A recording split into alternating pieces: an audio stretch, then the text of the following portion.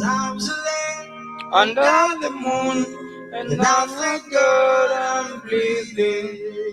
And I pray, take me soon, 'cause I am here for a reason. Sometimes in my tears I drown, but I never let it get me down. So when negativity is around, I know someday it'll all turn around, because all my life I've been waiting for the people to say that we don't want to fight no more, there'll be no more. The children will play one day, one day, one day, one day, one day, one day.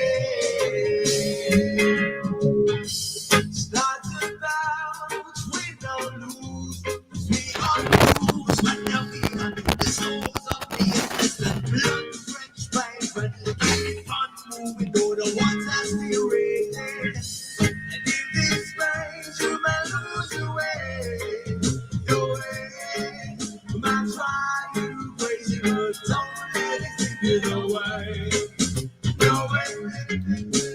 Sometimes in my tears I drown. I know negativity is around. So when negativity is around, I know I'm there. We'll all stand around, because all my life I've been waiting for, I've been writing for the people to say that we don't want to fight no more, there'll be no more war. And I'm sure it will be one day, one day. One day, one day, one day, one day. One day all will change, we keep up the same. Stop with the violence, down with the hate. One day we'll all be free and proud to be under the same circumstances. Why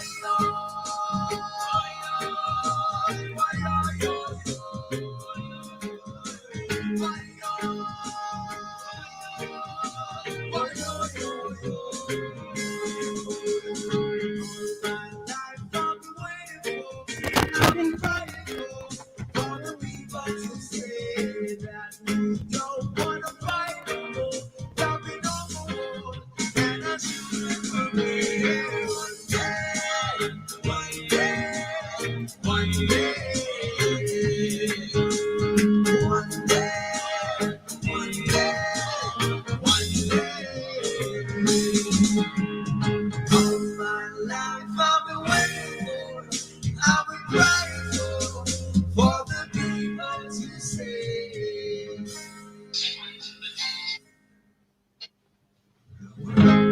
Times are late under the moon.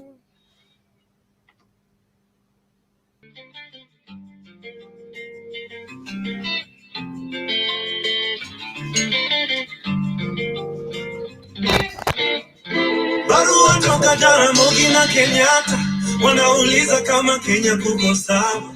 Nikawajibu Kenya tuko na disaster, watoto wetu wanazidi kuzikana. Na Tomboya ameshika tama, alituacha kama angali kijana. Je, angekuwa mambo yangekuwa sawa? Ndivyo walivyopanga Maulana. Deni mulizoacha bado tunalipa, na tumekopa zingine China. Tukajenga reli pia barabara, zilizobaki watu wakasanya. So tujiangalie, tuko pabaya leo kuliko jana. Sikio la kufa halisikii dawa, tuko kwa Twitter tunajibizana. Tujiangalie, tuko pabaya leo kuliko jana. Tusipoziba ufa tutajenga kuta, tusake zetu tungali vijana. Waumini kwa makina, pasi kwa bima, kushoto fungu la 10, sadaka kulia. Ndio maana mbele ya kanisa mheshimiwa anakula sakramenti kabla ya raia. Siku za mwisho zimeshawadia, na revelation inatuambia hii generation inachoma picha, hii generation yetu, so tujiangalie,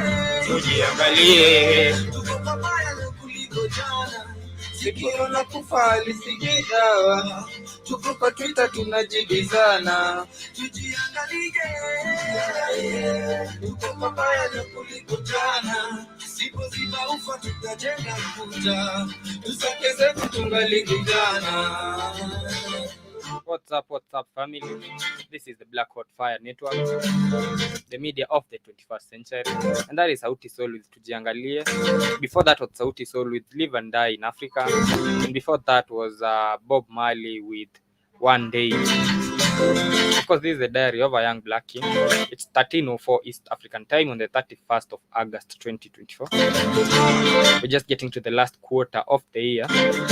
That means you should have done, for whatever objectives or goals you had, you should have done at least 75% of it by now.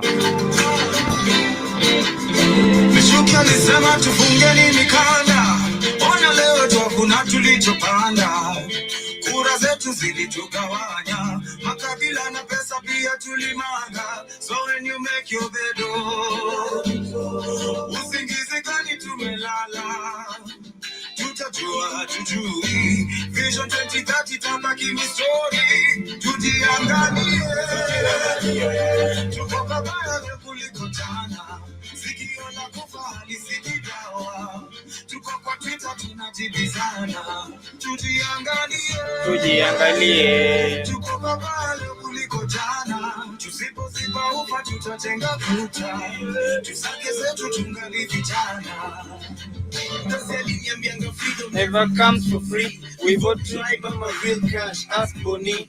Tuna normally ya mwezi tajesu plus dogi. Walmzima Twitter, Keotino, fast body. Band pictures in Africa, black coffee and none. I'm richer than my neighbor, but we're both in the slum.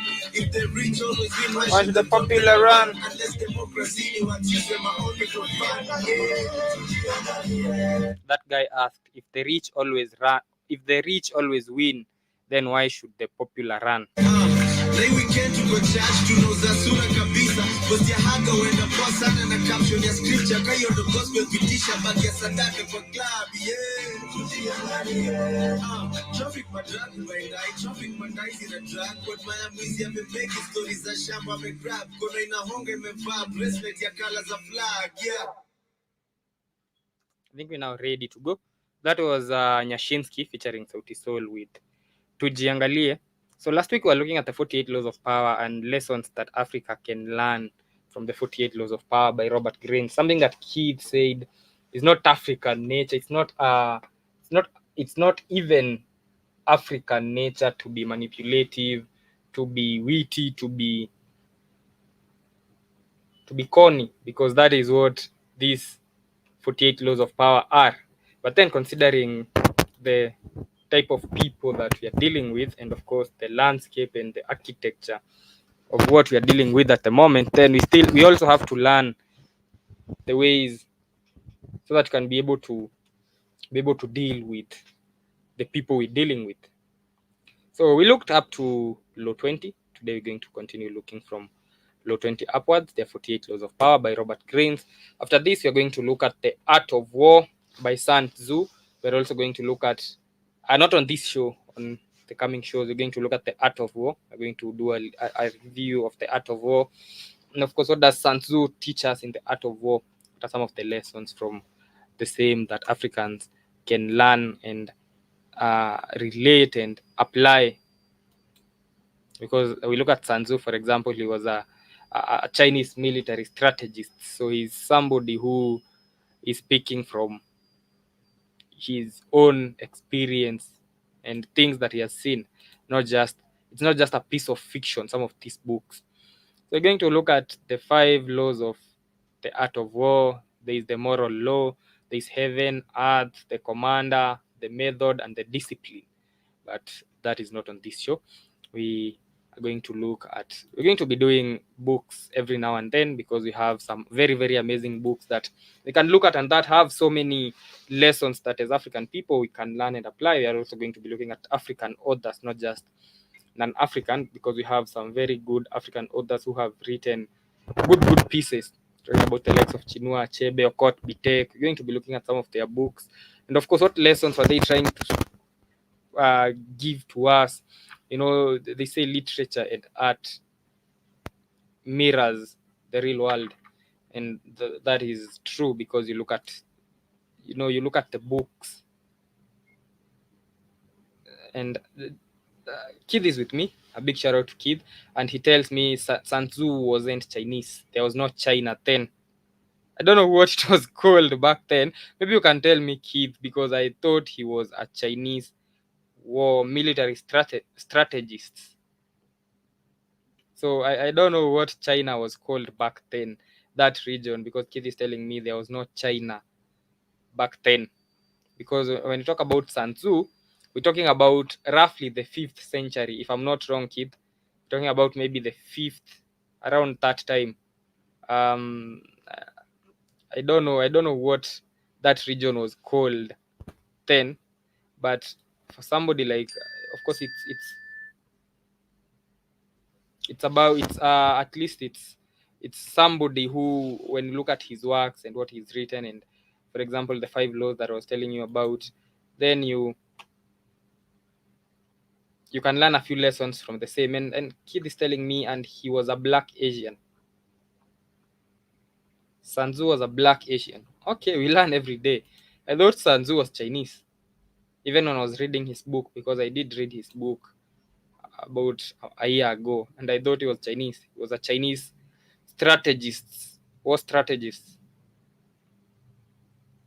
Okay, so we're going to be looking at his book next. We're done with Robert Greene's, and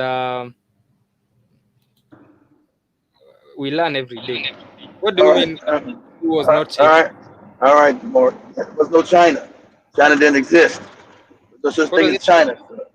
So just look up what province was Sun Tzu at. He was black Asian. He wasn't the white Asian you see today. Understand? Most of Asia back then was black people, not the people you see today. So China didn't exist. They say what part of what was the name Shan- of the country? What was it Shandong. called? Shandong. Shandong. You're right. He's from Shandong. It was China didn't exist. There was no China. He went in the 5th century. He was way back BC, way Hmm. before your fake Jesus. He's like 300 or 400 BC, not AD. Mm. To about 2,500 years ago. Well, so when I read his book, I thought he was Chinese, and that is what. Even if you Google right now, they're going to tell you. Let me see what they're going to tell me about Well, Sun. eventually that became China. Eventually, all that shit out there, there was no China. China didn't happen like the 3,000 years after he lived, so he wasn't Chinese. His China didn't exist. China didn't exist like 300 years after he was dead. He Hmm. was not Chinese. Okay, China, so we're gonna China uh, we are going to look at his book maybe next week when we're done with the 48 laws of power, because I also believe the art of war is very educative also, and it has some lessons that as Africans we can look at and apply in our at that setting. time, most of Asia was black Asians. You know, you can look that up on Google and say images of black Asians. At that time, you understand, we were the people all over the planet. So those Asians were black. It wasn't the motherfuckers you see today. The white Asians. They're black Asians. Who created black Asians created China. Not not the people you see there today. They invaded China. Those white Asians you see invaded. They were savages. All the civilizations you see, all created by African people. So you see all black Asians. One. Play a So let us finish looking at the 48 laws of power. We're going to look at Sun Tzu maybe next week with his art of war. So we looked up to until law 20 last week. The last law that we looked at was do not commit to anyone. We were talking about how you should remain independent to maintain flexibility and to avoid being used by others, because remaining independent when you've not committed to anyone puts you in a position of power, because now everybody will be wanting you on their side, and you can be able to play both sides. So today we start with law 21. Law 21 says play a sucker to catch a sucker. Seem dumber than your mark. There's what? Yep. Says What does it say? it says play a sucker to catch a sucker. Sim dama Oh, than your mark. Yep. oh, So here is law 21. Law 21. Play a sucker to catch a sucker. Seem dumber than your mark. Judgment. No one likes feeling stupider than the next person. The trick, then, is to make your victims feel smart. And not just smart, but smarter than you are. Once convinced of this, they will never suspect that you may have ulterior motives. Observance of the law. In the winter of 1872, the U.S. financier Asbury Harpending was visiting London when he received a cable. A diamond mine had been discovered in the American West. The cable came from a reliable source, William Ralston, owner of the Bank of California. But Harpending nevertheless took it as a practical joke, probably inspired by the recent discovery of huge diamond mines in South Africa. True, when reports had first come in of gold being discovered in the western United States, everyone had been skeptical, and those had turned out to be true. But a diamond mine in the West? Harpending showed the cable to his fellow financier, Baron Rothschild, one of the of richest course, men in the world. of course. The Rothschilds. I would say, watch the Rothschilds be involved in that shit. They are even in the 48 laws of power, the Rothschild, in this story on how they somebody discovered a diamond mine in the West, and nobody believed there could be a diamond mine in the West. Saying it must be a joke. The Baron, however, replied, "Don't be too sure about that. America is a very large country. It has furnished the world with many surprises already. Perhaps it has others in store." Harpending promptly took the first ship back to the States. When Harpending reached San Francisco, there was an excitement in the air, recalling the gold rush days of the late 1840s. Two crusty prospectors named Philip Arnold and John Slack had been the ones to find the diamond mine. They had not divulged its location in Wyoming, but had led a highly respected mining expert to it several weeks back, taking a circular route so he could not guess his whereabouts. Once there, the expert had watched as the miners dug up diamonds. Back in San Francisco, the expert had taken the gems to various jewelers, one of whom had estimated their worth at $1.5 million.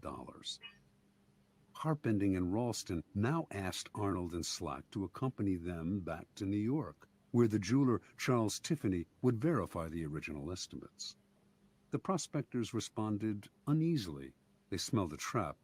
How could they trust these city slickers?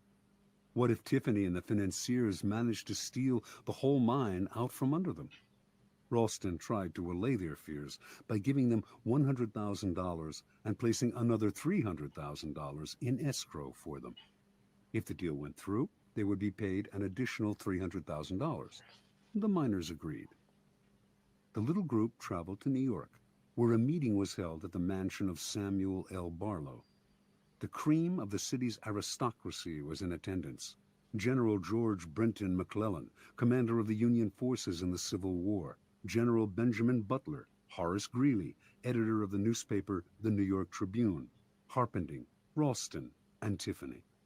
Only Slack and Arnold were missing. As tourists in the city, they had decided to go sightseeing. And even before we even look at this example that is in the book that I may not be able to relate to because it's talking about the US, and we are trying to relate the 48 laws of power on how Africans can apply the same.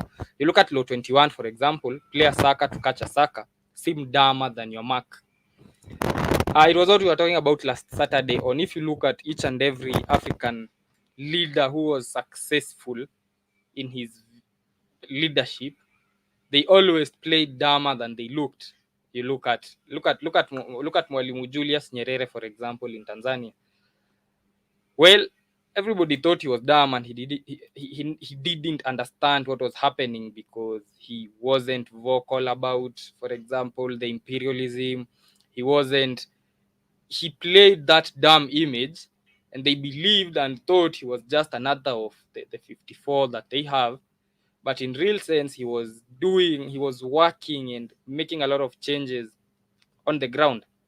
Look at Moi Kibaki, for example, also, as they thought that he was dumb because he played dumber than he was, but in real sense he was an economic genius who made Kenya's currency one of the most powerful currencies in East and Central Africa. Even though right now it's messed up many years later after his death, it's still one of the strongest currencies we have. Kenya has uh, one of the highest literacy levels in Africa. Kenya has uh, one of the better constitutions in Africa, all because that man mastered the art of timing, knew when to say this and when not to say this. And from him acting dumb and looking like he didn't know what he was doing and acting just like one of the other puppets that are there, he was able to convince, and therefore they never really paid much attention to him as they did with others such as Gaddafi and the rest, who were more vocal and looked more brighter than the leaders that we had that knew how to play psychology.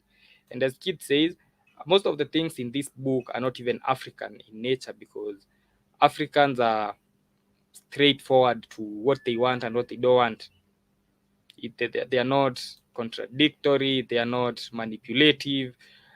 But sometimes you have to, just like Law 21 says, sometimes you have to play the sucker in order to catch a sucker. You have to underestimate yourself. You have to look dumber than you are in order to provoke others into revealing their true intentions. And they now think they have you in control, but you have them in control. That is Law 21 of the 20 of the 48 laws of power, a very, very powerful law that we should learn as Africans, and it can be used to our advantage because they already think we are dumb. So we don't even need to convince them that we are not dumb, because we don't even need Exactly. to, yeah, they already think we're dumb. And because they already have bought that image of us being dumb, it's just us trying to continuing to maintain that image that they think we have as we're doing our things on the ground. Because if we were to take it confrontational style, if you were to confront them right head on, for example, Central African Republic has some of the biggest diamond mines in the world. It has been getting exploited every now and then, every year for the longest. The diamonds are exploited by foreign entities. So let's assume Central African Republic wakes up today and decides nobody is taking my minerals anymore. Head on. Whoever comes, it's a war. Does it have what it takes to fight the people exploiting the mines there? Does it really has what it No, takes? it Does doesn't. it? It doesn't have the military capacity, doesn't have the the intelligence capacity. By intelligence I mean the intelligence information. Doesn't have the spies to help them know when the attack is going to be. It can't even, does it even have drones? Does it have modern warfare to? So now that they think you dumb, the best way you can win against soccer is for you to play soccer, like Law 21 is saying. It's for you to act dumb, like they think you are. And then as you are acting dumb, now nobody concentrates on an idiot as much. So now, because they think you are an idiot and they're not concentrating on you, you now start doing your groundwork. Because now the focus is not on you. You are an idiot anyway. That's what they believe. That's how Kibaki changed Kenya to become one of the biggest economic power hubs in uh, comparatively, it's one of the biggest economic power hubs in Africa. Must be top 5. That's how Nyerere changed Tanzania to become one of the most freer African countries in matters freedom of speech, matters expression, matters constitutionalism, because they thought he was an idiot because he was never vocal. When the others were all calling out the West, he wasn't. That's true. He was Yeah. never vocal. That's true. So Law 21, I think, is a very, very powerful law that Africans can use and apply, especially now that we are at a point of weakness. We are at a point of weakness, matters resources, military resources. We do not have the necessary military resources to go into war with anybody right now, not with our 1950 helicopters that drop from the sky even without a war going on. Now imagine in the middle of a war, they No drop from shit. the sky just ferrying passengers. Now imagine that in a battlefield, not with those, not with those. So how about we start the groundwork now that they think we idiots? And now, before they realize that you guys are not idiots, the groundwork is already done. Because I know, in as much as they invest in intelligence, that is in spies and everything, I know they don't even invest that heavily in intelligence and spies in Africa because they don't think we have the capacity or the knowledge or the what it takes to do anything big. So you might find that the amount of maybe Well, that's spy true. have in Africa compared to maybe the amount of spies they have sent in maybe China or they have sent in Russia, the two can't be compared. In Africa, it's negligible. They think we dumb, so we just send a few there, and I don't think they can do anything big anyway. So we should play that to our advantage. What do you think of Low 21 Kit? Play a sucker to catch a sucker.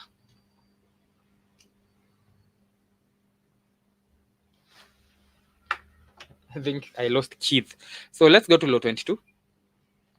Law 22 is another very important law. It talks about use the Law surrender 22. tactic to transform weakness into power. It talks about how you can use strategic retreats to regroup and leverage on future opportunities. So by using the surrender tactic, this is when you realize you go into war, then in the middle of war, you realize I wasn't ready for this war because the way they are coming and the way I'm coming is not the same. So I'm definitely going to lose. I'm definitely not winning this. An example is, once again, I'll come closer home in 2020 with the Magufuli scenario, where Magufuli said there was no COVID and said nobody's getting vaccinated in Tanzania. The rest of the world had allowed the vaccines apart from him. And now it was him against, I don't think there was any other African. Was there any other African president who had said no No. to the vaccines? He was the only one. Yeah, so it literally was Magufuli against the entire world. And now you look at in real sense what was the possibility of Magufuli winning that war? Going against the entire system was against him, because what do you mean you're telling your people not to take vaccines when the rest of the world is taking? I mean, we're trying to poison the world, but you're convincing your people not to take it. And so at the end of the day, it was standing by what you believe in is a good thing, and he did that. He's a man of his words, and he stood for what he believed in. He never cowed down to anything. He knew the vaccines are not right. He stood by that, and he died by that. But now the problem is, now you dying is more of a loss to your country than a benefit, because in most cases when you die, they replace you with someone worse, and whatever steps you had made going forward, That's so true. It's all now, reversed. Exactly. That's true. yeah, for example, when Magufuli died, whoever took power That's a allowed great the solution. vaccine within a week. So whatever you had tried to do now gets reversed. It's the same case in DRC with Zaire, that is, when it was the Republic of Zaire. I don't know if it was Zaire or DRC then, with Patrice Lumumba trying so hard to fight for DRC. A No, man of it was the Congo. The it was puppet, the puppet, the puppet Mabutu changed it to Zaire. He oh, wanted it to was, be a Belgian name. Yeah, Zaire is Belgium. So he changed the name from the Congo to Zaire. This fucking no good dirty puppet. yeah. So That's why when they got rid of his ass, he changed the name right back to the Congo. it was Congo before Zaire. I Yeah, think it it always was Congo. the more it was the Congo Kingdom before the white man showed up. It was a kingdom. It was an empire, Congo Kingdom. So he that puppet. Get rid of this Congo name. His name is Zaire. Where did you get this goofy name from? It's a Belgian name. So as soon as they overthrew his ass, he went back to the Congo. Get that dumbass name out of here. And so, with that, for example, Patrice Lumumba, a heroic man, a Pan African, all of the most celebrated Pan Africans you're ever going to have, a See true if you can African. find. See if you can Yeah, find his. See if you can find on YouTube and say Patrice Lumumba's last letter to his wife. yeah. Let Very me see. poignant. Very poignant. Yep. And so They Patrice knew they were, Lumumba they knew they were gonna stood kill up his ass. against. He stood up against. I'm looking for that. Uh, stood up against the entire system, and he was assassinated, of course. And that took Congo back many years. All the progress he had made was reversed by Mobutu Sese Seko. Of course. Let me see if I can find the last letter to the wife. I So think it's Bucha was there for 40 years with no good ass. yeah, Corrupt. Shit, all his damn top officials were part of the damn IMF and the World Bank, Demore. His own officials were inside his cabinet. So he was just a supreme puppet.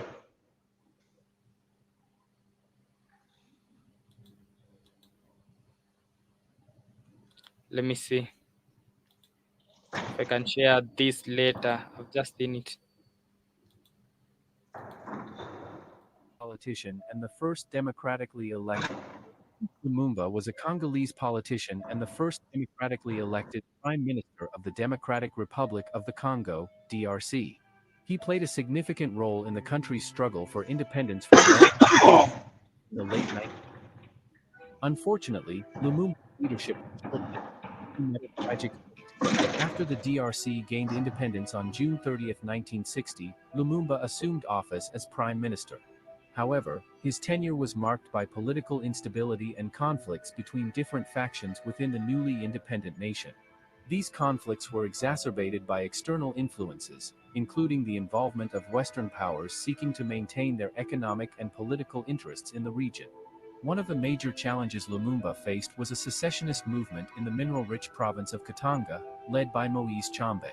Lumumba sought the support of the United Nations and the Soviet Union to counter the rebellion, which led to increased suspicion and opposition from Western nations, particularly the United States and Belgium. In September 1960, the Congolese military commander, Colonel Joseph Mobutu, later known as Mobutu Sese Seko, staged a coup against Lumumba's government, claiming that the country was on the verge of a communist takeover. Lumumba was arrested by Mobutu's forces on September 1, 1960, and later handed over to Katangan authorities led by Tshombe. Lumumba's captors subjected him to mistreatment and humiliation during his detention in Katanga. Meanwhile, the United States and Belgium, along with other Western powers, were accused of being involved in the planning and execution of Lumumba's capture and subsequent events. On January 17, 1961, Lumumba, along with two of his associates, Maurice Mpolo and Joseph Okito, was transferred to a remote location in the northern region of Katanga. Reports suggest that Belgian officers were present during the transfer. Lumumba and his colleagues were brutally executed on January 17 or 18, 1961, although the exact details of their deaths remain contentious. After Lumumba's murder, his body was reportedly dismembered, and his remains were dissolved in acid to conceal evidence of the crime. This event led to international outrage and condemnation, with Lumumba becoming a symbol of anti-colonialism and resistance against Western interference in African affairs. In 1961, while Patrice Lumumba was detained in Thisville prison, he wrote this heartfelt letter to his wife, which will highlight the bravery of the man and his love for his family and his people. If you are enjoying this content, please subscribe to the channel. Thank you. I'm still waiting for the letter. My dear wife, Oh, here it is. I am writing these words to you, not knowing whether they will ever reach you, or whether I shall be alive when you read them.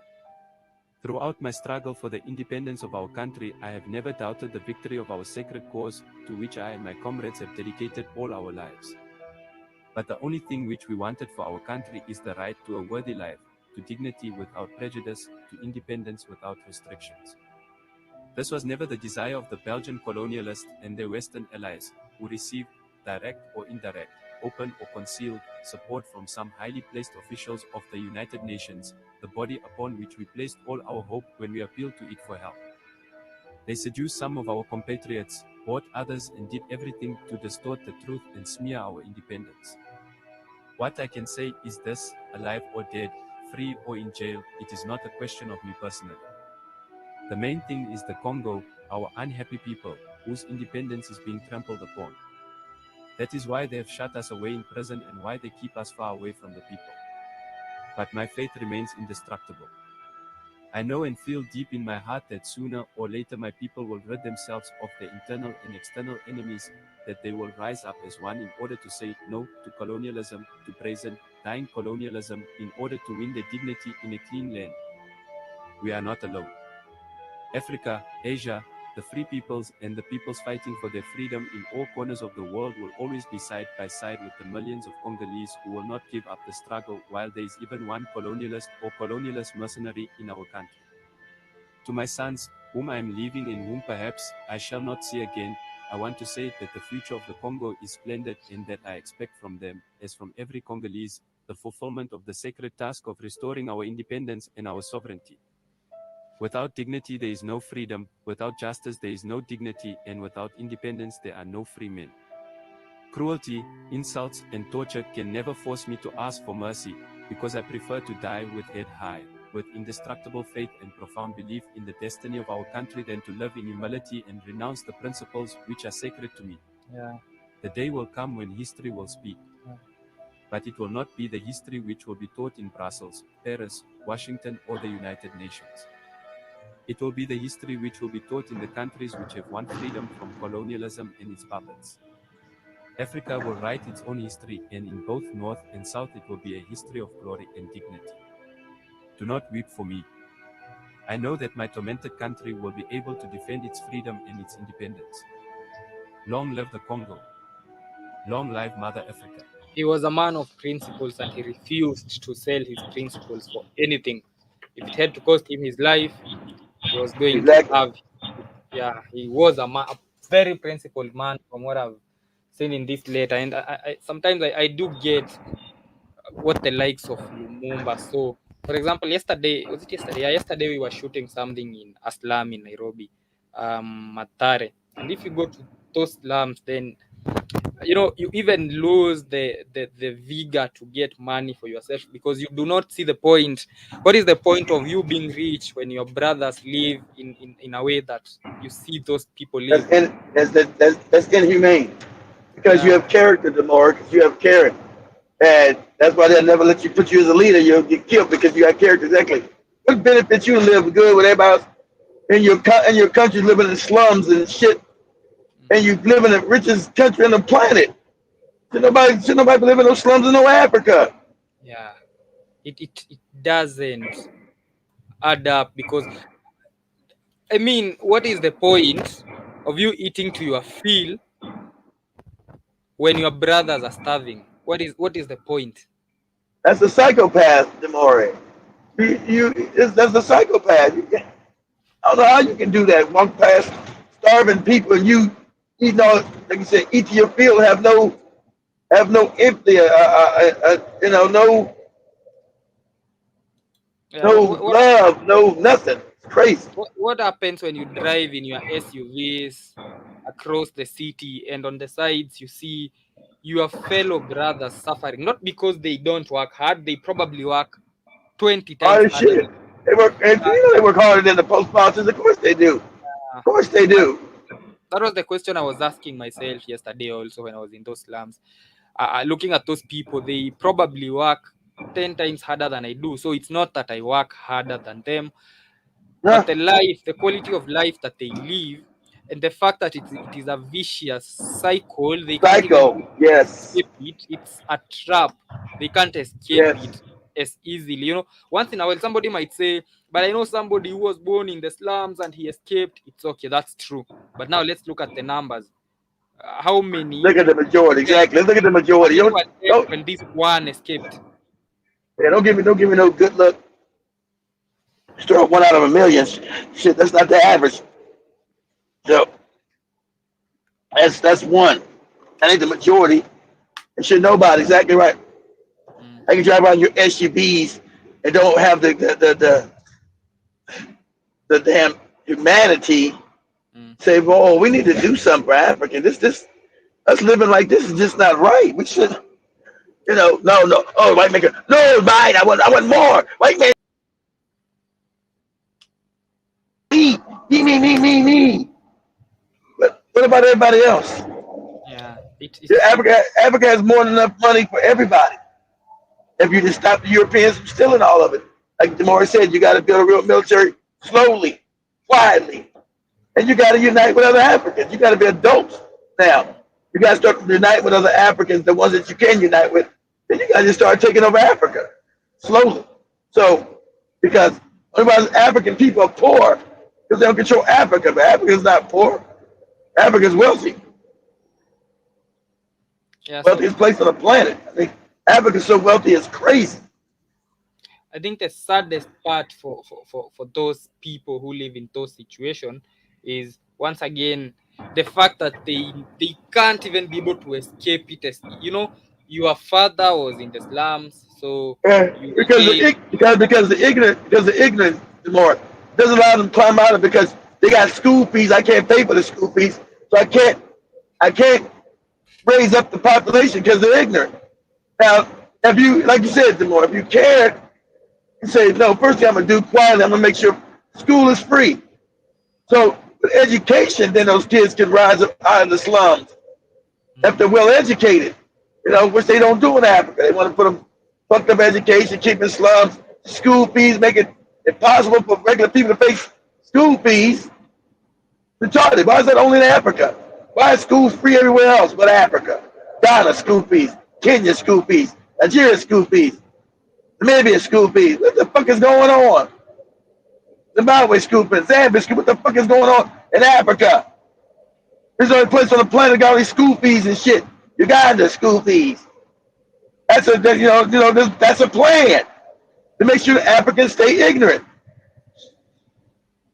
yeah, and the f- so how we are going to start escaping the vicious circle of poverty, because that's what is affecting most Africans. The fact that you know, Exactly. for, yeah, for somebody to be able to get something that your parents never even got. You are raised in poverty, and now you're trying to lift yourself out of. It's one thing when you're born from a good family. Life is a bit better for you.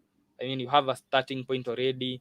You have a place Of you can course. always go back to. You have a dad who can give you money to go start a business. He can afford a good school for you. When the business failed, you can always go back home, That's what that's what join. white people have. And all the stealing they did around, that's the white culture. They got money because they stole everybody's money. So you talking about white society? They the ones got the money to go to good schools and do all this because they stolen the wealth of the planet. But then now there is us, the black community in Africa and everywhere in the world, where I interact with, for example, people that I study with, and you see the disappointment in their faces when they finish campus and they can't get a job. So they just Yeah, graduated, and the fact that they are going to go back home, it feels like you failed your parents because they paid a lot of money for you to study. You have you can't graduated. feel, you can't feel like you fed your parents because you haven't created society. And These that's Negroes how. have never made it. These Negroes have never made no jobs. If you educate, you should know that could be your fault. These African countries have not created no jobs, Demore. They got And people, hey, go to Germany, go here, go get a job.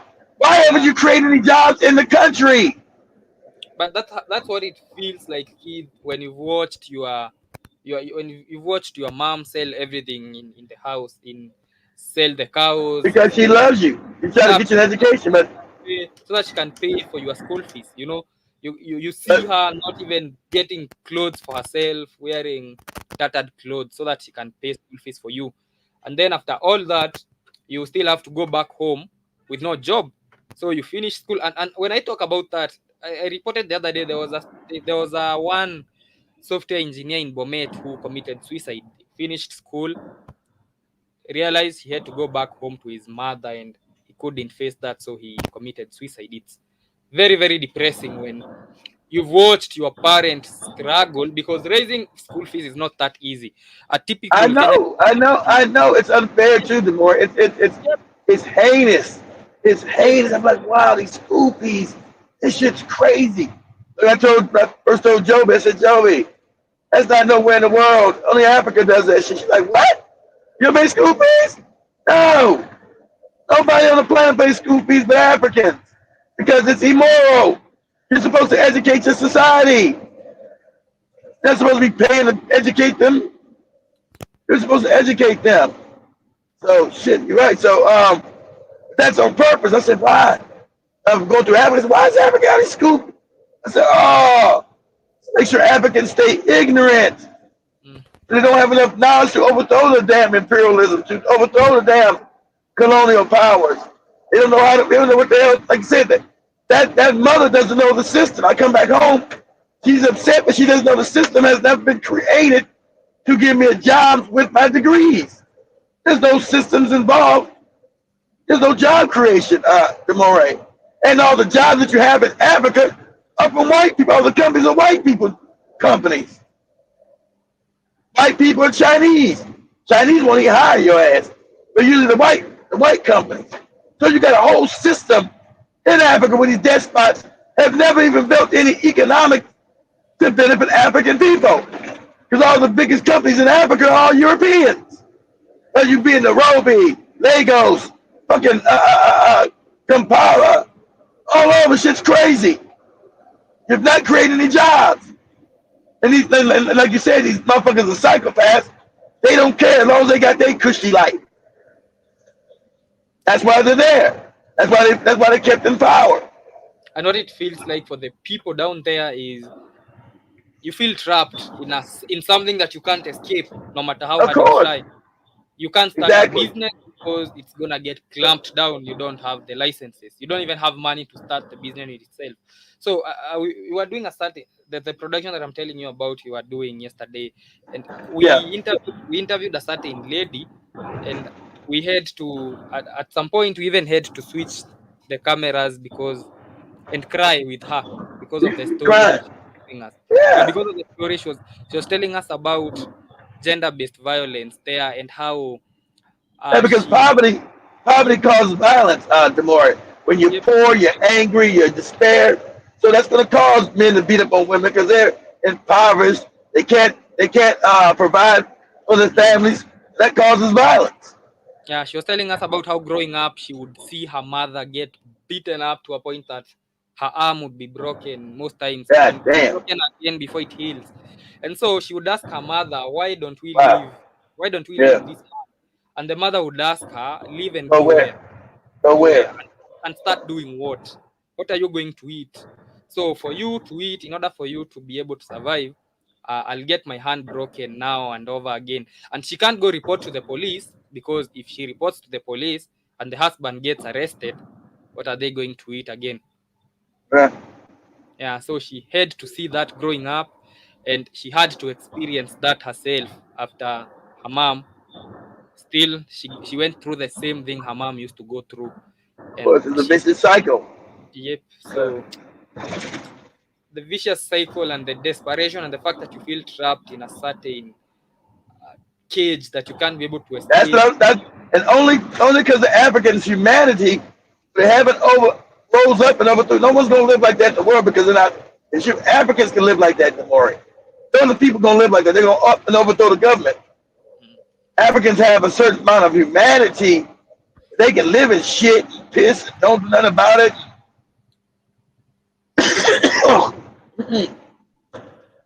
Nobody's gonna live like that. They're gonna say, "Hey, fuck it. Why the hell am I gonna live like this? I might as well overthrow the government. I died. Better than this shit.